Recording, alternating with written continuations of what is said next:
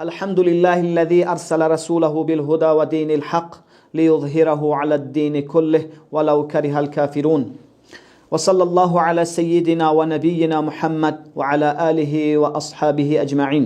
أما بعد، قال تعالى: قل هذه سبيلي أدعو إلى الله على بصيرة أنا ومن اتبعني. وقال رسول الله صلى الله عليه وسلم: بلغ عني ولو آية. راه الله راه نور و هدایت است، دعوتی ما پیامی صداقت است. دوستان و سروران عزیز و بینندگان گرامی، هدف ما از کشادن این سایت دعوت دادن انسانها به سوی دین الله است. آن دعوتی که انبیا علیهم السلام و پیروانشان دادند. اما بیشترین موضوعی که ما سری آن بحث میکنیم موضوع جهاد است، چون که دعوتها در رابطه به جهاد بسیار کم است.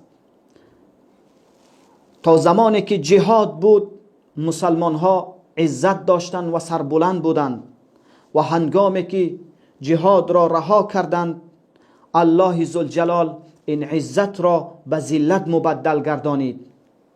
پس باید دوباره آن عزت را پس بگیریم. و دیگر در رابطه با موضوعاتی که در تاجیکستان ممنوع و جرم هستند و علما نمی توانند و اجازه ندارند که در آن موضوعات صحبت کنند، ما در اینجا صحبت میکنیم. و دیگر دفاع و حمایت از مظلومینی که صدای آنها را کسی نمیشنود، ما صدای آنها را برای جهانیان میرسانیم. پس برادران عزیز، این کانال ما را که نامش دعوت تیوی است نشر و پخش کنید تا اینکه دعوت برای دیگران برسد. اگر یک انسان هدایت شود این سرمایه جاودانی است. السلام علیکم و رحمت الله و برکاته.